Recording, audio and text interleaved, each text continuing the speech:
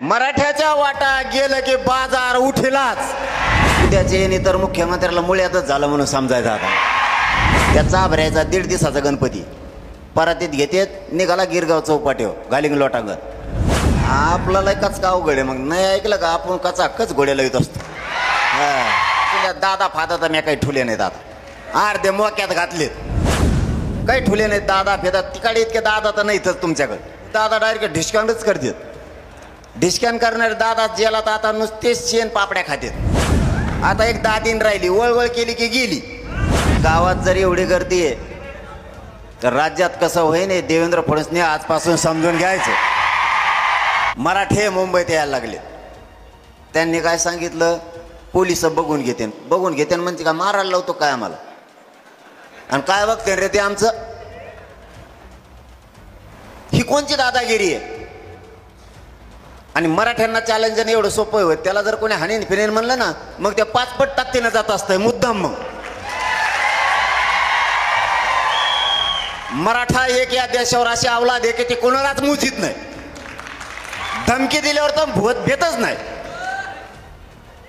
तुम्ही धमकी द्यायलात पोलिस बघून घेतील. देवेंद्र फडणवीस तुम्हाला या महाडतळा गावातून सांगतो धमकी द्या आडवा उभा कोणी पण येऊ द्या. मनोज जरांगे आणि मराठे मुंबईत घुसणार म्हणजे घुसणार. काय व्हायचं ते होऊ दे. सत्ता हातात दिली म्हणजे का आमच्या लोकांचे मुर्दे पाडणार का. गरीब मराठ्यांच्या लेकराचं वाटोळं करायचा अधिकार दिला तुम्हाला कोणी. मी हटत नसतो. काही झालं 29 ऑगस्टला मराठे मुंबईत जाणार आहेत. त्या दिवशी देवेंद्र फडणवीस साहेब असं म्हणले मी ओबीसीचं काम करणार मी ओबीसी साठी लढणार. मग मराठ्यासाठी कोण लढणार. धनगरासाठी कोण लढणार. गोरगरीब ओबीसी साठी काय दिलं. नुसतं निवडून यायचं असलं की म्हणायचं मी ओबीसी साठी लढणार. ओबीसीला दिलं काय. बंजारा समाजाच्या योजनेचे हाल त्यांच्या आरक्षणाचा हाल काही काळी समाजाचं राजपूत समाजाच्या आरक्षणाच्या हाल आहेत. मराठ्यांच्या आरक्षणाचा विषय नाही धनगराच्या आरक्षणाचा विषय नाही मुस्लिमाच्या आरक्षणाचा विषय नाही दलिताच्या योजनाचा विषय नाही. निवडून येऊस तर फक्त म्हणायचं मी ओबीसी साठी लढणार. हे ओबीसीनं सुद्धा ओळखलंय. म्हणून ते काय करतोय आता त्याच्याच पक्षातले भाजपचे ओबीसीच्या कार्यकर्ते गोळा करतो त्याचंच अधिवेशन घेतोय. का शंका घेऊ नये. नांदेडच्या भूमीतून जाहीरपणे सांगतो आरक्षण दिलं तरी मुंबईला जायचं नाही दिलं तरी मुंबईला जायचं.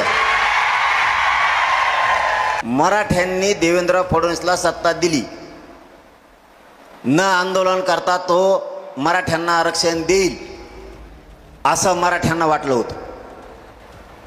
पण ज्या दिवशी गोव्याला अधिवेशन घेतलं ओबीसी बांधवाला दोष नाही द्यायचा. ते अधिवेशन देवेंद्र फडणवीसांनी बोलवलं. यांच्या अधिवेशनालाच मुख्यमंत्री बघा. मग जर मुख्यमंत्र्याचं तुमचं एवढं चांगलं आहे तर अधिवेशन घ्यायची काही गरज आहे का. सरळ जाणार त्याच्या बंगल्यावर वर्षा बंगल्यावरून त्याला म्हणा हे मागण्याची अंमलबजावणी कर.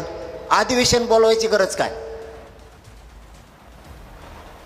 समजा सरपंच तुमच्या घरातला आहे तुम्हाला काय गरज आहे कुणाला म्हणायची सरपंच सही करतो का सरपंचाला सापडावं लागेल. सरपंचच तुमच्या घरात म्हणल्यावर तुम्हाला काही अडचणच नाही. गावकऱ्याला तरी अडचण आहे. अशी परिस्थिती त्या दिवशी अधिवेशनात झाली. अधिवेशन येणेच बोलिलं कानबी यांनीच फुकले मराठ्यांच्या विरोधात आंदोलन करा म्हणून. अशी लोकात चर्चा आहे आणि शंका पण येते आम्हाला. प्रश्नचिन्ह आहे. फक्त उद्यापासून एक काम करा घराघरात जाऊन घरं पिंजून काढा. कुणालाही व्हॉट्सअपवर मेसेज टाकू नका. घराघरात घुसून सांगा एवढे वेळेस मुंबईला चला मराठी जिंकायचे ह्या बारे. काही झालं तरी मराठ्याच्या डोक्यावर गुलाल टाकायचा म्हणजे टाकायचा. आपला हैदराबादचं गॅजेट आपल्याला घ्यायचं म्हणजे प्रत्येक घरातला मराठा माणूस ओबीसी आरक्षणात चालला. आता माघारी यायचं नाही. सरळ सांगा समाजाला खरं बोला. ज्यांना मुंबईला राहायचंय त्याने 10-15 दिवसाच्या तयारीने चला. आणि ज्यांना इथं काम आहेत त्यांनी फक्त मुंबईपर्यंत आम्हाला वाटा लावायला. आम्हाला एक बी मराठ्याने घरी राहायचं नाही. आम्ही एकदा मुंबईला बसलो, तुम्ही वापस या, मी बघतो ते आरक्षण कसं देत नाहीत ते. आपली भाषा कळते त्यांना. पठ्ठ्या असा लागलाय तुम्हाला नमुनेबाज, आणि तुम्ही बी मला नमुनेबाजच लागलात. तुम्ही हटनात आणि मी हटनात. देवेंद्र फडणवीस आपल्याला कतारलायच. मला सगळे येडे समजत येत देवेंद्र फडणवीस सोडून. तेव्हा म्हणतो ते येडं नाही, लय रसायन डेंजर आहे म्हणतो ते. गप्प बसून त्याने 3 करोड मराठी आरक्षणात घातले. यावलेवलं तर बोलतच नाही आता. यावलेवलं म्हणतात बोललं तरी मराठी आरक्षणात चाललेत, नाही बोललं तरी आरक्षणात चाललेत. बोलायचंच नको, कारण त्याचं ह्या बारीनं मराठीने दुपणच काढ होतं निवडणुकीत. कुंकुन हवा निघत होत त्याच्या इकून अशी. आम्ही कोणताही जातीवाद करत नाहीत, फक्त आमच्या मराठ्यांच्या लेकरांसाठी आरक्षण मागत आहोत. पण मुख्यमंत्री देवेंद्र फडणवीस ओबीसी मराठ्यात दुरावा निर्माण करत असल्याचा आरोप मनोज जरांगे पाटील यांनी केला. ओबीसी बांधवांना माझी हात जोडून विनंती आहे की ओबीसी आणि मराठ्यात हे सरकार वाद पेटवत असल्याचे मत जरांगे यांनी व्यक्त केलं. फडणवीस यांनी काही माणसे पेरलेली आहेत की आम्हाला जातीवादी म्हणा, मात्र अशा लोकांपासून सावध राहण्याचा सल्ला त्यांनी दिला. हिंगोली येथे मनोज जरांगे यांचे आगमन झाल्यानंतर जेसीबीच्या साहाय्याने फुलांच्या जल्लोषात जंगी स्वागत करण्यात आले. आयोजित पत्रकार परिषदेत बोलताना जरांगे म्हणाले की या सरकारला ओबीसी आणि मराठ्यात विनाकारणच वाद पेटून संघर्ष घडून आणण्याचा आहे. त्यामुळे मराठ्यांनी ओबीसीच्या अंगावर जायचे नाही आणि ओबीसींनी अंगावर यायचे नाही. आपण शेवटी भाऊ आहोत. एका गावात राहावे लागते, आपल्या सुख दुःखात राहावे लागते. कोणाचे ऐकून आपण अजिबात नाराजी अंगावर घ्यायची नाही. आमचे हक्काचे आरक्षण आहे, तेच आम्ही घेत आहोत. त्यामुळे आता मराठा आरक्षणासाठी थेट मुंबई येथे मराठा समाज धडकणार आहे, असंही मनोज जरांगे पाटील यांनी सांगितलेलं आहे. सरकारने मराठा समाजाचा अंत पाहू नये. आरक्षण तर ओबीसी मधूनच घेणार असून त्यासाठी मराठा समाज सक्षम आहे.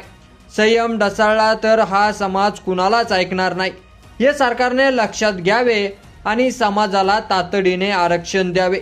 आम्ही न्याय मागतो आणि सरकारने जाणीवपूर्वक अन्याय चालवलेला आहे, परंतु आता टोलाटोलवी सरकारला महागात, असं मनोज जरांगे पाटील यांनी म्हटलेलं आहे. या दरम्यान त्यांनी मुख्यमंत्री देवेंद्र फडणवीस यांच्यावरही टीका केली. मराठा बांधव मुंबईत येऊ नये म्हणून सरकार दंगल घडवून आणणार असेल तरी आम्ही तसे होऊ देणार नाही. मुंबईत तर आम्हीच जाणारच आहोत आणि तेही अतिशय शांततेत जाणार आहोत. आम्हाला मुंबईत आमच्या मागण्यांसाठी जाण्याचा अधिकार आहे, अशी भूमिकाही मनोज जरांगे पाटील यांनी मांडलेली आहे. 27 ऑगस्टला अंतरवालीतून निघणार असून 29 ऑगस्ट रोजी मुंबईत पोहोचणार आहोत. जर मराठा समाजा बांधवांस त्रास देण्याचा प्रयत्न केला तर महाराष्ट्रात एकही नेत्याला फिरू देणार नाही, असा इशारा जरांगे पाटील यांनी दिलेला आहे. यावेळेस आरक्षणाचा गुलाल उधळूनच परत येणार असल्याचंही जरांगे यांनी यावेळी समाजाला सांगितलेलं आहे. तर मनोज जरांगे पाटील यांच्या प्रतिक्रियेवर तुमचं मत आपल्या कमेंट बॉक्समध्ये लिहायला अजिबात विसरू नका. आणि असेच नवीन व्हिडिओ पाहत राहण्यासाठी आपल्या मराठी एल्गार या यूट्यूब चॅनलला सबस्क्राईब करा. धन्यवाद.